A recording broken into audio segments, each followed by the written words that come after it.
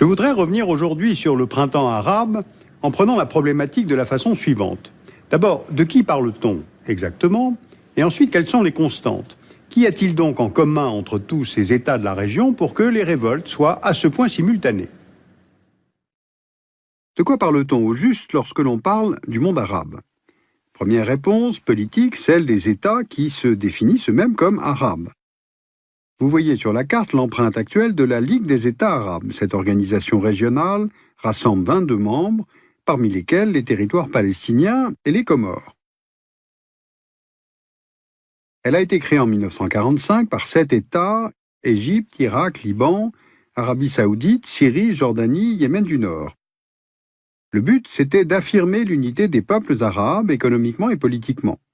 Or, cette unité politique a été sapée à plusieurs reprises par l'opposition entre États socialistes qui étaient proches de l'URSS, comme la Libye ou la Syrie par exemple, et les États proches des États-Unis, comme l'Arabie saoudite ou les Émirats.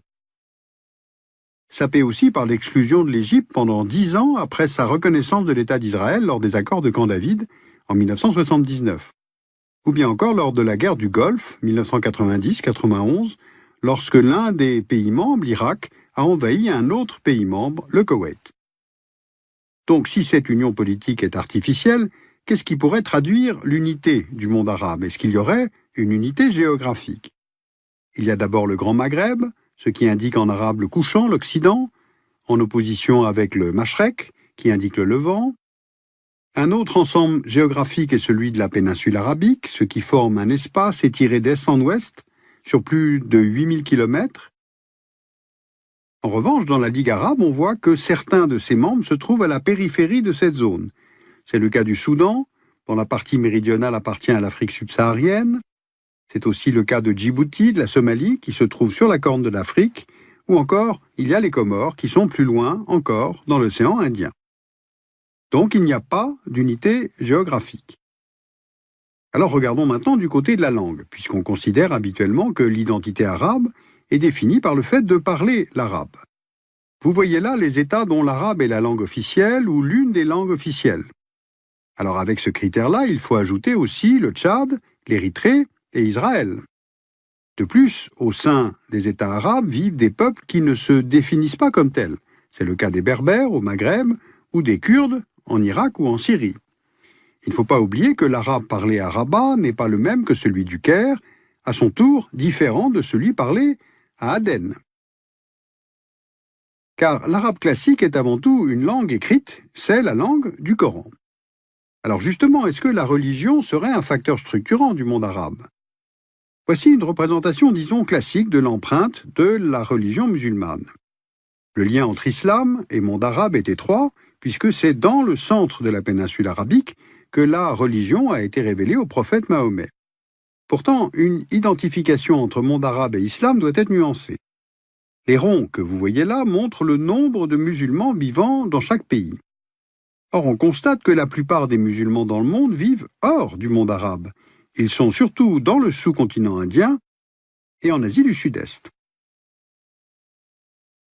Les États membres de la Ligue arabe ne réunissent en fait que quelques 20% de la totalité des musulmans dans le monde. Et puis, il ne faut pas oublier la présence d'Arabes chrétiens dans de nombreux pays arabes. Voilà donc quelques-uns des fondamentaux de ce que l'on nomme le monde arabe.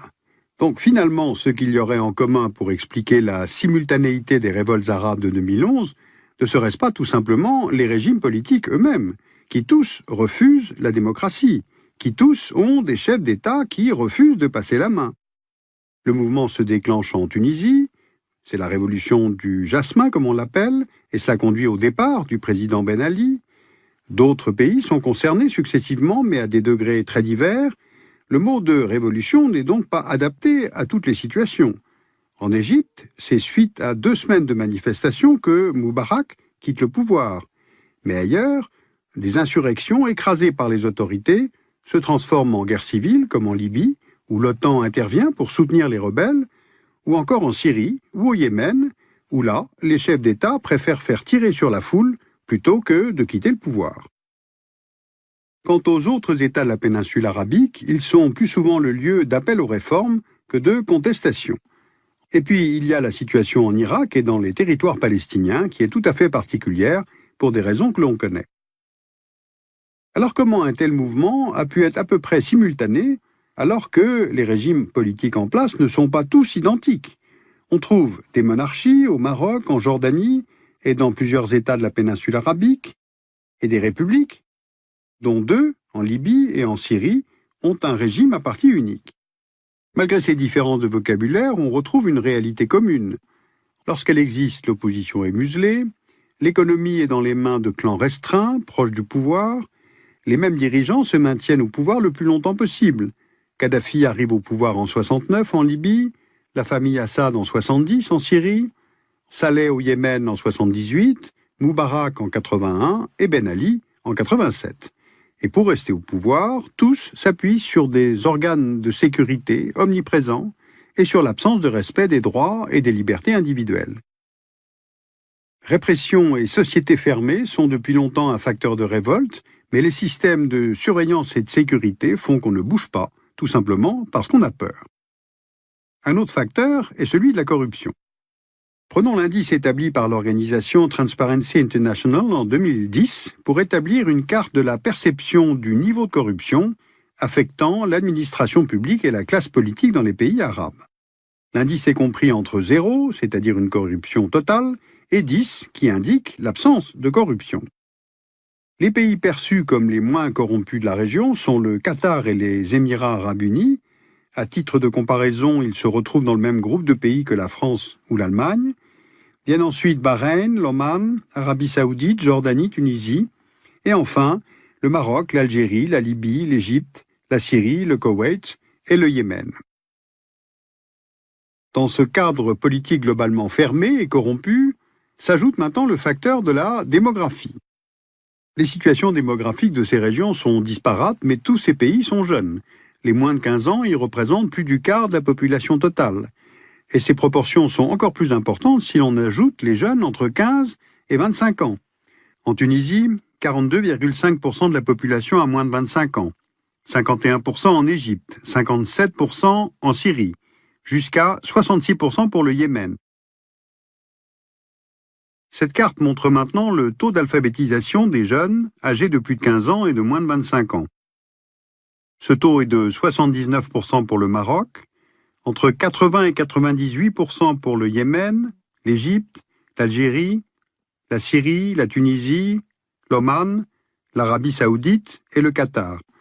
Et il atteint près de 100% pour la Jordanie, le Koweït, la Libye et Bahreïn.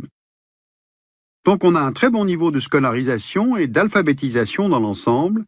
Ces jeunes inscrits en grand nombre dans l'éducation supérieure sont diplômés, et pourtant, ils sont au chômage, car le marché du travail est très fermé. Pour les pays de la région, le taux de chômage moyen des 15-25 ans est de 23%. Ce taux est de 25% en Égypte. On n'a pas de données précises pour la Libye, un pays riche pour sa rente pétrolière, mais on estime que le taux serait de près de 30%. En Tunisie, 31% des jeunes sont sans emploi. Donc pour résumer, immobilité politique, corruption, jeunesse éduquée, chômage, sentiment d'impuissance, sentiment d'être méprisé, plusieurs facteurs expliquent donc ces révoltes. Les facteurs sont presque partout les mêmes, et les outils des révoltes aussi. Alors de quels outils s'agit-il? Le premier a été la télévision, et notamment Al Jazeera. La chaîne de télévision qatari, diffusée dans l'ensemble des pays arabes, a été le relais de l'ensemble des manifestations qu'elle a couvertes en continu. Elle a contribué à rapprocher symboliquement les manifestants, en leur donnant aussi la parole, grâce à l'interaction avec Internet et les réseaux sociaux et participatifs.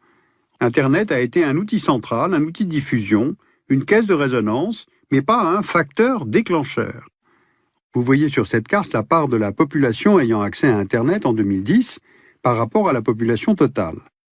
À quelques exceptions près, Bahreïn, Émirats arabes unis, Qatar, on constate que les proportions sont faibles au regard de la population du pays, mais il faut les mettre en relation avec cette jeunesse nombreuse, éduquée et demandeuse de liberté. Les pouvoirs politiques sont parfaitement conscients de cette montée en puissance et ont pris des mesures. En mars 2011, l'ONG Reporters sans frontières répertoriait plusieurs de ces gouvernements dans son classement des ennemis d'Internet. car dans les contextes sociopolitiques que je viens de décrire brièvement, où les médias traditionnels sont contrôlés et censurés, les réseaux deviennent des outils de communication, d'information, de transmission, qui aident les uns et les autres à comprendre qu'on n'est pas seul à être en colère, et que l'on n'est pas isolé. C'est sans doute cela qui aide à dépasser la peur, et là, la peur a changé de camp. Les révolutions politiques ou institutionnelles ne se font pas en un jour, et c'est bien pour cela que ce printemps arabe, qui est une variable, m'a donné l'envie de réfléchir à ce qui peut être constant.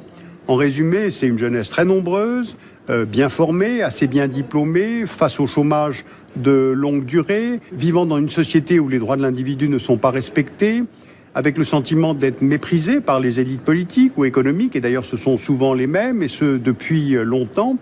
En fait, l'Occident, comme on dit, n'est strictement pour rien au départ dans ces changements, même si l'on retrouve certaines de ses valeurs. Ce qui a chassé les autocrates, ce ne sont ni les fondamentalistes islamistes, ni une intervention de l'armée américaine comme en 2003 en Irak. En fait, il y a, avec ces révolutions pour ces peuples arabes, comme une fierté retrouvée, une dignité retrouvée, et franchement, c'est tant mieux.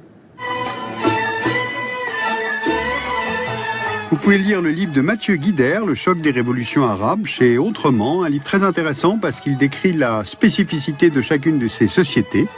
Et puis, bien sûr, beaucoup d'autres références de livres sur le site du dessous des cartes.